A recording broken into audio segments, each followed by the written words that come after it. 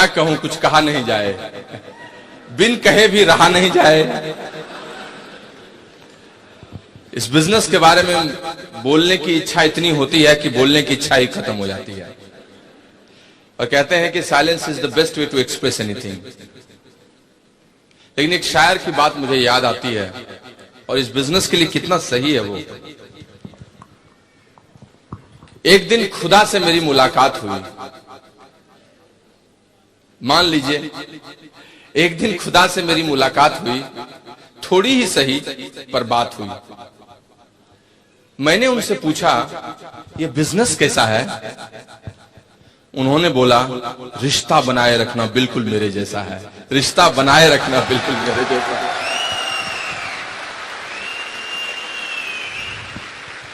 दोस्त, कहां कहां से उठ के लोग इस बिजनेस में आ जाते हैं और इस बिजनेस में एक बार मिल जाते हैं और इसकी संगत में रंग जाते हैं तो बिजनेस और इनमें कोई फर्क ही नहीं रह जाता, दोनों एक जैसे हो जाते हैं। लाली तेरे लाल की जित देखो तित लाल, लाली देखन मैं गई मैं भी हो गई लाल। This is all about I can say about this business. You can't discriminate a successful person and the pulses of this business. Amway और ब्रिट वर्ल्ड वाइड का जो कॉम्बिनेशन है, उस कॉम्बिनेशन की संगत और एक सक्सेसफुल पर्सनैलिटी जो इस बिजनेस में है, आप इस दोनों चीजों को डिस्क्रिमिनेट नहीं कर सकते, अलग नहीं कर सकते। That's why I always be excited about this business.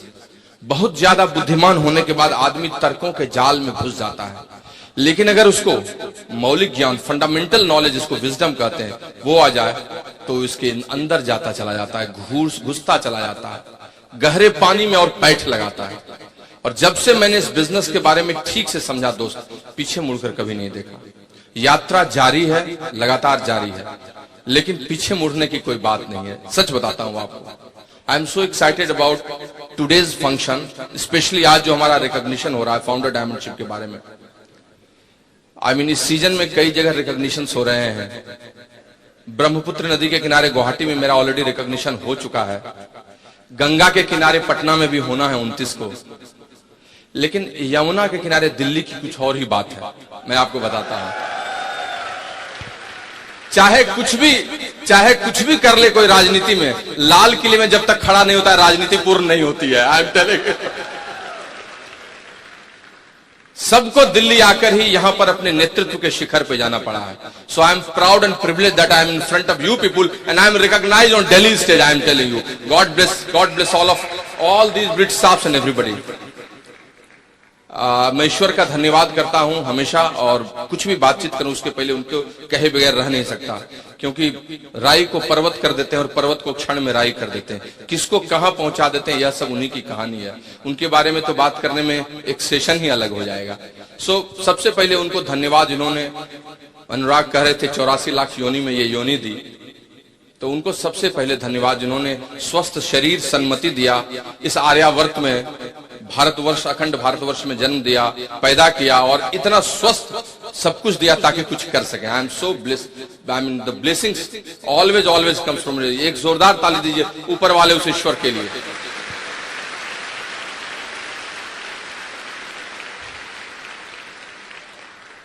विशेषकर मेरे माता पिता, आई मीन मेरे पिता का पुण्य और मां का आशीर्वाद हमारे साथ रहता है। इस बिजनेस में आने के पहले भी रहा है और अभी भी लगातार रह रहा है। Although I mean some challenges has come but we are overcoming all these things. मैं आपको सच बता सकता हूं कि उनकी शक्ति अगर पीछे से प्रेरणा में नहीं रहे तो कुछ नहीं हो सकता है। और जो लोग माँ बाप के लिए अच्छा नहीं सोचते हैं, जिंदगी उनके लिए अच्छा कभी नहीं सोच पाती है। I am frankly speaking to you, so you always pray to your parents.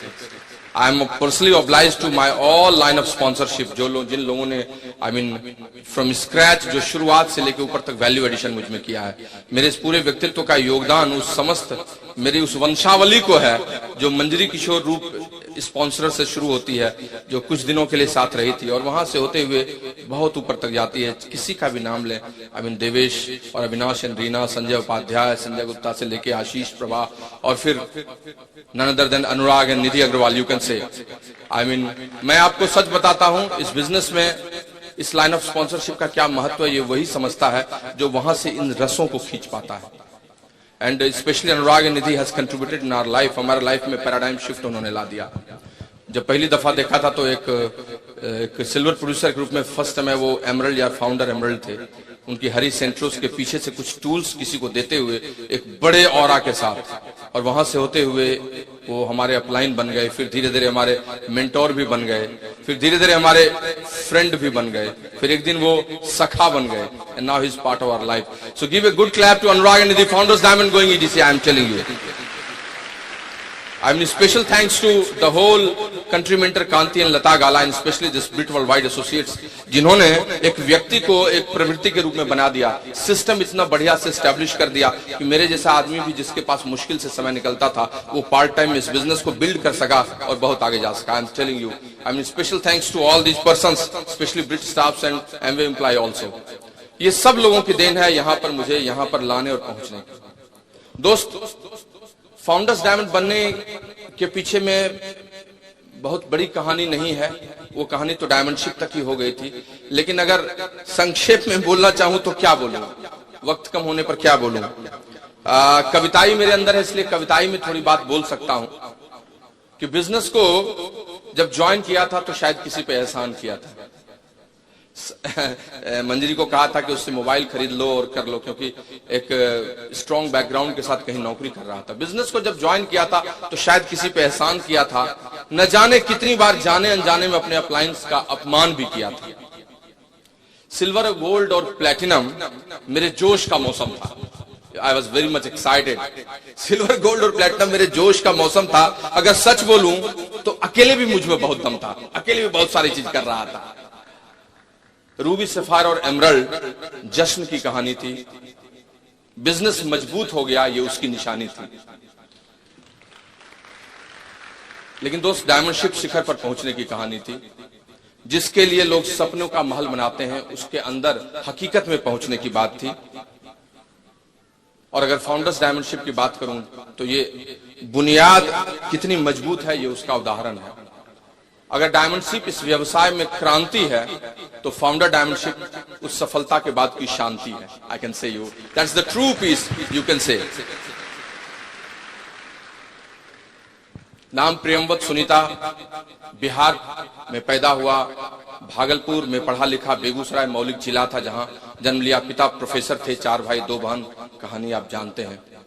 बचपन से ही खेलने और सपने देखने दोनों के में मजा बहुत आता था। पढ़ाई सिर्फ इसलिए करता था क्योंकि एक मजबूरी थी, माँ का मार और त्वचा मेरी थोड़ी संवेदनशील थी, फेल न हो जाऊं, पीछे न हो जाऊं, इसका डर था, इसीलिए पढ़ाई की। खूब अच्छी पढ़ाई की, इंजीनियरिंग में गया, +2 किया, उसके बाद इंजीनियरिंग का 4 साल बहुत मस्ती किया।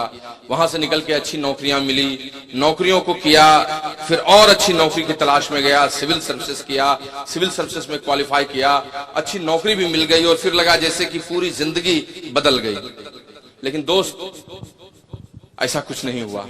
औसत मध्यवर्गीय जिंदगी की तलाश औसत मध्यवर्गीय जिंदगी में ही छिप जाती है। हम भी 3-4 वर्षों में समझ गए कि जिस ट्रेन पे चढ़ा हूं उसकी रफ्तार 120 किलोमीटर पर आवर है और 250 किलोमीटर पर आवर या 50 किलोमीटर 500 किलोमीटर पर आवर से ये ट्रेन चल नहीं सकती है। तो इस ट्रेन से जितने देर में सफर पूरा किया जा सकता है वहीं तक जा पाऊंगा, चाहे ट्रेन में बैठे रहूं, सोऊं या खूब दौड़ूं। और जिस दिन ये बात समझ में आ गई, अंदर से मन उदास हो गया।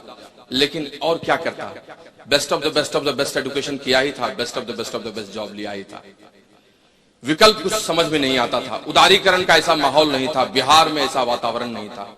और सिवाय इसके कि अपनी नौकरी में ही अपने आप को समझा के रहूं, छोटे छोटे ताजमहल को खोजूं, बड़े ताजमहल देखने के बदले सारी चीजों को छोटा कर लूं और अपनी जिंदगी में यही समझूं कि इतना भी कोई कुछ कैसे कर पाता है, बस इसी में अपने आप को बंद कर लिया था। दोस्त, जिंदगी हाँफ रही थी, भाग रही थी, लेकिन जिंदगी को कोई उत्तर देने वाला नहीं था। और इसी बीच में एक लड़की आती है, रविवार को प्लान दिखाती है, बिजनेस में आता हूं, एक बड़े फंक्शन सेमिनार में जाता हूं, पैराडाइम शिफ्ट हो जाता है, चीजें बदल जाती हैं और फिर गंभीर सीरियस हो जाता हूं इस बिजनेस में। दोस्त, एक शब्द है जिसको कहते हैं देखना और एक दूसरा शब्द है जिसको कहते हैं दृष्टि, विजन। देखता बहुत है लोग, लेकिन दृष्टि बहुत कम लोगों के पास होती है। और दृष्टि जिस दिन आदमी को मिल जाती है, आदमी उसी दिन से निर्णय लेता है किसी चीज के बारे में।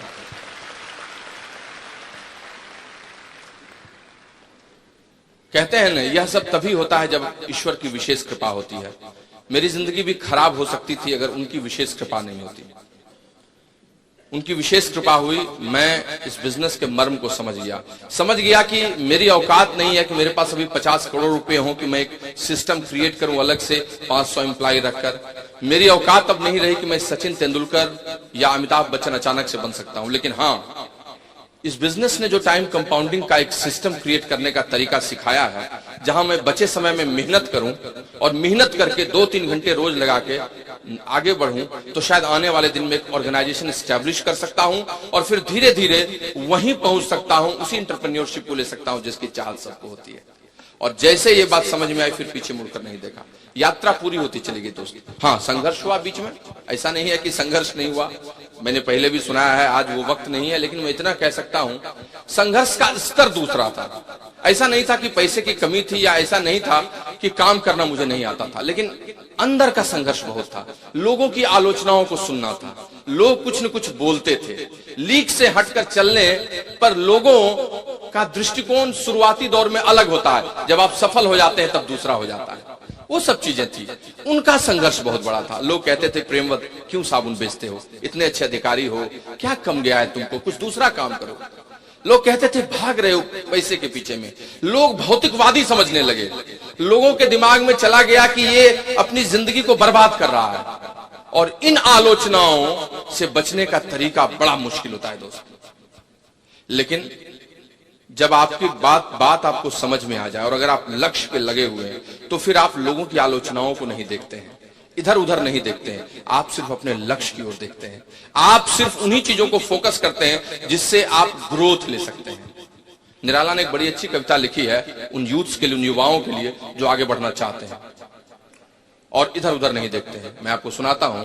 उन्होंने लिखा है कि युग का जुआ मत देख दाएं और बाएं, don't see left and right, मत देख दाएं और बाएं, झांक मत बगले न अपनी आंख कर नीचे। अगर कुछ देखना है तो देख अपने वो वृषभ कंधे, जिन्हें देता चुनौती सामने तेरे खड़ा युग का जुआ। अपने कंधे को देखो, अपने स्ट्रेंथ एंड वीकनेसेस को देखो, वही तुमको आदमी, वही आप आगे ले जाएगा। दोस्त, सपने को मरने नहीं देना है, उस समय लक्ष्य की ओर चलना है। और सपने मर जाते हैं तो व्यक्ति ही मर जाता है।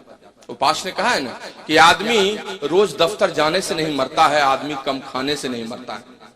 रोज जाइएगा दफ्तर तो मर नहीं जाइएगा। आदमी रोज दफ्तर जाने से नहीं मरता है, आदमी कम खाने से नहीं मरता है, लेकिन जिस दिन उसके सपने मर जाते हैं आदमी उसी दिन मर जाता है। लाश चलती है, उसके बाद लाश सरवाइव करती है। मैंने उसी दिन से निर्णय लिया, संघर्ष से निकला, संघर्षें हुई, बहुत सारी बातें हुई, स्पेशली एमरल्ड से डायमंड और डायमंडशिप से फाउंडर डायमंडशिप में बहुत चीजें देखा। बहुत सारे स्लाइड्स हैं, जिन स्लाइड्स को मैं दिखाऊं तो आपको मजा आएगा, देश ही रहेगा, अच्छा लगेगा।